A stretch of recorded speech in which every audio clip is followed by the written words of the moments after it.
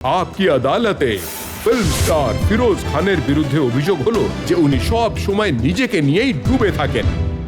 ফিরোজ খান সাহেব, এখন যদি আপনাকে ফিল্মের কথা বলি তো ফিল্ম ইন্ডাস্ট্রির মানুষ বলে যে ৪৫ বছর ধরে আপনি ফিল্ম ইন্ডাস্ট্রিতে আছেন, কিন্তু আপনি শুধু নিজেকে ছাড়া কাউকে কোনো নাম্বার দেননি। আমার তো গালিব সাহেবের একটা শের মনে পড়ছে, হুজুর। রাজাজি, এটা বলা হয় যে हमने माना कि कुछ नहीं गालिब, हमने माना कि कुछ नहीं गालिब, मुफ्त हाथ आए तो बुरा क्या है। এবং সাথে সাথে আপনার প্রশ্নের দ্বিতীয় ভাগের জন্য গালিব সাহেবের শেরটা বলবো। हैं और भी दुनिया में सुखनवर बहुत अच्छे कहने वाले, हैं और भी दुनिया में सुखनवर बहुत अच्छे कहते हैं कि गालिब का है अंदाज बयां। और আমি আপনাকে একটা ইনসিডেন্ট মনে আগে। করাই। রাজকুমার, যিনি আজ আর বেঁচে নেই, খুব বড় একটা ছিলেন, ভীষণ বড় অ্যাক্টর, আমি উঁচে কাজও করেছি। উঁচে লোক ফিল্মে আপনি ওনার সাথে কাজ করেছিলেন। হ্যাঁ, এবং হ্যাঁ, আমি হ্যাঁ। শুনেছি যে রাজকুমার সাহেব আপনাকে বলেছিলেন যে কিভাবে ডায়লগ বলতে হবে, তো অত বড় স্টারকেও আপনি বলে দিয়েছিলেন যে আপনি নিজের কাজ করুন। আগে হ্যাঁ, হ্যাঁ, এটা সত্যি। উনি আজ নেই। খোদা ওনাকে স্বর্গে স্থান দিন। আমি ওনাকে বলেছিলাম, আমি বলি যে, "ঠিক আছে, আমি আপনাকে আপনার খুবই সম্মান করে থাকি। You are tremendous actor. আমি আমার মতো বলবো, আপনি আমার মতো বলুন। আমি আপনার টাইমের সাথে ম্যাচ করে নেব।" কারণ রাজ সাহেব যখন ডায়ালগ, আমি আপনার সামনে দাঁড়িয়ে রয়েছি, আর রাজা সাহেব এদিকে তাকিয়ে কথা বলতেন। আর ক্যামেরা ওদিকে। এই অভ্যাস ছিল উনার। কিন্তু প্রশ্ন আসলে উনি নিজেই করতেন, জবাব উনি নিজেই দিতেন।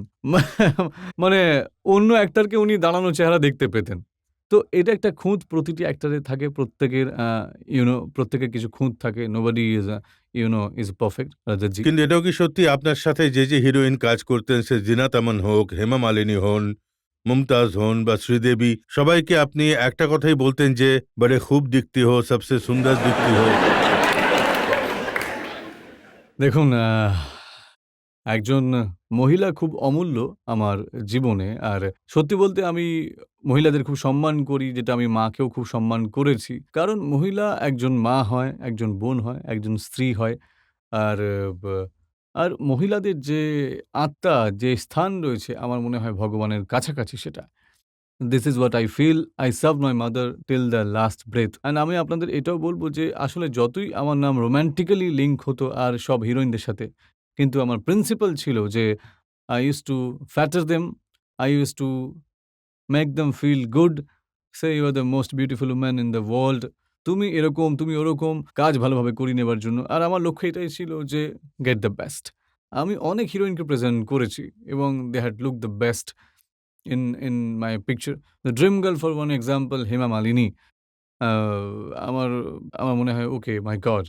ওকে, এর চেয়ে বেশি সুন্দর আর কোনো পিকচার আমার লাগেনি ধর্মাত্মার থেকে। আচ্ছা, এটা কি সত্যি যে যত সুন্দর ওনাকে ধর্মাত্মায় লেগেছে অন্য কোথাও লাগেনি? জিনাত আমান যতটা কুরবানিতে সুন্দর লেগেছে অন্য কোনো ফিল্মে ততটা লাগেনি। কিন্তু এটাও আমি শুনেছি যে আপনি কাজ হাসিলের জন্য বলতেন, তুম দিন কো রাত কহো তো রাত কহেঙ্গে। না, এটা আমি শর্মিলা ঠাকুরকে বলেছিলাম এই গানটায়। আহ जो तुमको हो पसंद वही बात कहेंगे, तुम दिन को अगर रात कहो रात कहेंगे। মুমতাজের জন্য আপনি নিজের ফিল্মে ফর্মুলা 1 রেসিং শুট করার সিদ্ধান্ত নেন, কোটি টাকা ওর উপর খরচ করে দেন। হ্যাঁ, রাজাজি, দেখুন, একটা অদ্ভুত সেন্টিমেন্ট থাকে জীবনে। মমতাজ আমার ফেভারিট হিরোইন ছিলেন সে সময় এবং আমার ছোট ফিল্মে কাজ করেছে আমরা বাইরের, এবং একটা ৭ নম্বর ফিল্ম আমার ছিল অপরাধ। এবং ওই মহিলার পেছনে আমি কি বলবো যে সেইসব দিনে বলত যে, "Firoz, I know you will be she become a star before me." একটা ফিল্ম ছিল খিলৌনা, আর রাম और শ্যাম। এই দুটো ফিল্মে স্টার হয়ে গিয়েছিল এবং আমি অ্যাকশন পিকচারে কাজ করতাম। ও অ্যাকশন পিকচারে কাজ করত। সেইসব দিনে অ্যাকশন পিকচার্সকে স্টান্টস পিকচার্স বলা হতো। আর অন্য ফিল্মগুলোকে সোশ্যাল ফিল্মস বলা হতো। Unlike today. টুডে আজ অ্যাকশন আছে, ফিল্মস আছে, আর social, the word social is gone. তো এই মহিলা যখন আমি বলি যে, "Momo, I want to sign you Feroz, of course." তো জার্মানি যাচ্ছিলাম, তখন শুটিংয়ের বাজেটটা ছিল ৳৫০,০০০, $50,000, এবং তখন rules were we had to repatriate at times to the government because we are short of foreign হ্যাঁ, এক্সচেঞ্জ। ব্যাংক গ্যারান্টি দিতে হতো। ব্যাংককে গ্যারান্টি দিতে হতো to repatriate at times himself, এবং শু-স্ট্রিং বাজেট নিয়ে বেরিয়েছিলাম আমি। তো আমাকে ও বলে যে, "ফিরোজ, আমার মনে হয় যে তুমি জানো যে you are going to become a very good director এবং I am a good dancer. Why do need a choreographer? Save money, don't take him." আর এটা এটা এর মানে প্রফেশনালিজম ছিল। আর আর কখনো আমি স্বপ্নে বা কল্পনাতেও ভাবিনি যে একদিন ওরই মেয়ে আমার ছেলের বউ হয়ে আসবে। This is a very nostalgic things to me. আজ ৬টা ফিল্ম যার সাথে করেছিলেন সে আপনার সবথেকে ফেভারিট হিরোইন ছিল, সে আজ আপনার হ্যাঁ, আত্মীয়। একদম সম্বন্ধীয় হয়ে গেছে আমাদের আত্মীয়। তো এখন বিয়ানকো নিয়ে ফিল্ম বানানোর ইচ্ছা আছে? আমার মনে হয় ওই ইচ্ছাটা আর নেই মুমতাজের। শি ইজ নট টু মাঝখানে একবার এসেছিল, একটা ফিল্মে কাজও করেছিল ও। তো she is well settled lady and now তো ফারদিন খান যিনি এত ভালো অ্যাক্টর, সব ফিল্মে ভালো চরিত্র করেন, কিন্তু আপনার ফিল্মে তো শুধু সেক্স আর এক্সপোজার ছাড়া কিছুই করছেন না। ভাই দেখুন, এই কথাটা আপনি কিছুদূর পর্যন্ত সত্যিই বলেছেন। আমি কোনো মার্ডার তো বানাইনি। আমার মনে হয় যতটা এক্সপোজার ওই ফিল্মে ছিল, আমার কোনো ফিল্মেই ছিল না। কিন্তু আপনি ওনাকে তো অ্যাক্টিং এর সুযোগই দেননি। আমি সুযোগ দিইনি। আপনার সামনে দেখুন, জীবনের একটা খেলা এটা। আমার সমস্ত ফিল্ম, ৮ টা ফিল্ম আমি আজ অব্দি বানিয়েছি। যার ৪ টে সুপারহিট হয়েছে, ৩ টে সেমি হিট হয়েছে, আর ১ টা ফ্লপ হয়েছে। সেটাই ১ম ছিল যেটা আমি নিজের ছেলের সঙ্গে বানিয়েছি, 'প্রেম আগুন'। কিন্তু আমার স্ট্যান্ড ভেন্ডিকেটেড ছিল। ও ফিল্মফেয়ার অ্যাওয়ার্ড জেতে বেস্ট নিউকামার হিসেবে। আর তার কিছুদিন পরেই তো 'জান হসিন' হয়। 'Jaan Hasin' was a hit film. তো সুযোগ বলতে দেখুন, সুযোগ তো definitely he is a thinking actor এবং I am improving. I am the biggest critic of myself. So leave alone এটা নয় যে আমার son is only actor and he is a very improving actor and he has got a very bright future. যেমন আর আপনার বাবা আপনাকে ধুলাই দিতেন, আপনিও কি কখনো ফারদিনে ধুলাই করেন? ফারদিন আর আমি বন্ধুত্বের মতো। We can talk anything under the sun. When I say anything under the sun, I don't want to elaborate, কারণ এখানে মেয়েরা আছে, তাদের মায়েরা আছেন।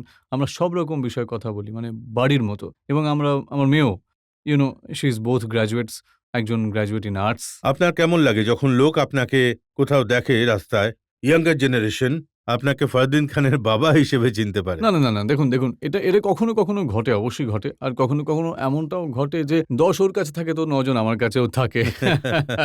এমনটাও তো হয়ে থাকে। তো it's a part of the game. हवा भी खुशगवार है, गुलों पे भी निखार है, तरन्नुमे हजार है, बहार पर बहार है। कहाँ चला है साखिया, इधर तो लौट इधर तो आ। अरे ये देखता है क्या, उठा सुबह सुबह उठा, सुबह उठा के प्याला भर के दे इधर।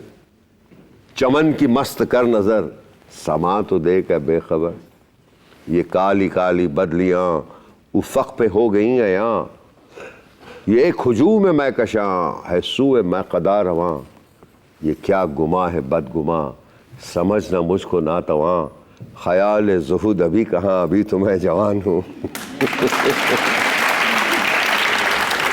इबादतों का जिक्र है, निजात की भी फिक्र है, जुनून है सवाब का, ख्याल है अजाब का।